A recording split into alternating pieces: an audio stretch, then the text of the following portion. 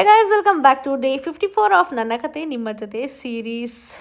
ಇವತ್ತು ನಾನೊಂದು ವಿಷಯ ಹೇಳ್ತೀನಿ. ಏನು ಅಂದರೆ, ನಾನು ವಾಯ್ಸ್ ಓವರ್ ಕೊಡ್ಬೇಕಾದ್ರೆ ನಾನು ಯಾವ ಪ್ಲ್ಯಾನ್ಸ್ ಕೂಡ ಮಾಡಲ್ಲ. ಇದಾದ್ಮೇಲೆ ಇದು ಹೇಳಬೇಕು, ಅದಾದ್ಮೇಲೆ ಇದು ಹೇಳಬೇಕು ಅಂತ. ಒಂದು ಸಲ ಸ್ಟಾರ್ಟ್ ಮಾಡಿದ್ರೆ ನಾನು ಅದು ಹೆಂಗೆ ಮುಗಿಯುತ್ತೆ ಅಂತ ನನಗೆ ಗೊತ್ತಾಗಲ್ಲ. ಆ್ಯಂಡ್ ಇವತ್ತಿನ ದಿನ ಪೂರ್ತಿ ಎಕ್ಸಾಮ್ ಫೀಸ್ ಕಟ್ಟೋದ್ರಲ್ಲೇ ಮುಗಿದೋಯ್ತು. ಈ ಲೈನ್ ಏನು ಆಮೇಲೆ ನೋಡಬೇಕಿತ್ತು ನೀವು.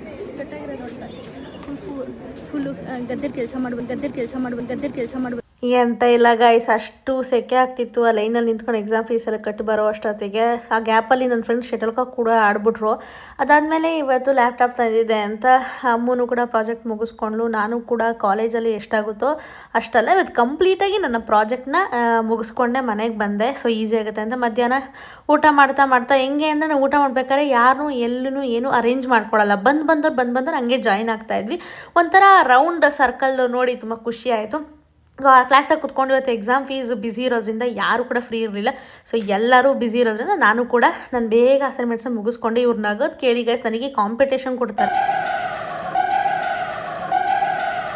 ನಮ್ಮ ಕ್ಲಾಸಲ್ಲಿ ಹೇಳೋರು, ನೀನು ನಗಕ್ಕೆ ಸ್ಟಾರ್ಟ್ ಮಾಡಿದ್ರೆ ಕೇಳೋಕ್ಕಾಗಲ್ಲ ಅಂತ. ನನಗೇ ಕಾಂಪಿಟೇಷನ್ ಕೊಡ್ತಾರೆ ರೂಪ ಮತ್ತು ಅನನ್ಯ ಬಾಯಿ. ಅಷ್ಟೆಲ್ಲ ಮುಗ್ದಾದ್ಮೇಲೆ ನಾನು 4:15 4:45 ಅಲ್ಲೇ ಕೂತ್ಕೊಂಡು ಮೇಘನ ಜೊತೆ ಮೇಘ ಹೋಗೋವರೆಗೂ ಅಲ್ಲೇ ಕೂತು ನಾನು ರಿಪೋರ್ಟ್ನು ಕೂಡ ಮುಗಿಸ್ಕೊಂಡು ಮೇಘ ಹೋಗ್ತಿರೋ ಬಸ್ಗಳನ್ನ ವೀಡಿಯೋ ಮಾಡ್ಕೊಳ್ಳೋಣ. ಮೇಘ ಹೋಗ್ತಿರೋ ಬಸ್ ಅಂದರೆ ಕಾಲೇಜ್ ಬಸ್ಸಲ್ಲಿ ಹೋಗೋದಲ್ವ. ಸೊ ಅವಳು ಬಸ್ ಹೋಗ್ತಾಯಿತ್ತು ಅಂತ ಅದನ್ನು ಕೂಡ ಹಂಗೆ ವೀಡಿಯೋ ಕ್ಯಾಪ್ಚರ್ ಮಾಡಿಕೊಂಡು ಮನೆಗೆ ಬಂದು ಒಂದು ಆ್ಯಪಲ್ ತಿನ್ಕೊತ ನಾನು ದಿನ ಮುಗಿಸ್ದೆ. ಗೈಸ್ ಬೇಗ ಫಾಲೋ ಮಾಡ್ಕೊಂಬಿಡಿ, ಬಿಕಾಸ್ ಈ ಮಂತ್ ಅಷ್ಟೊತ್ತಿಗೆ ಅಟ್ಲೀಸ್ಟ್ 200 ರೀಚ್ ಮಾಡೋಣ ಅಲ್ವಾ. ಪ್ಲೀಸ್ ಯಾರೆಲ್ಲ ಮಾಡ್ತಿರೋ ಬೇಗ ಫಾಲೋ ಮಾಡ್ಕೊಬಿಡಿ, ನಂಗೆ ಸಪೋರ್ಟ್ ಮಾಡಿ ಬೇಗ ಫಾಲೋ ಮಾಡ್ಕೊಳ್ಳಿ.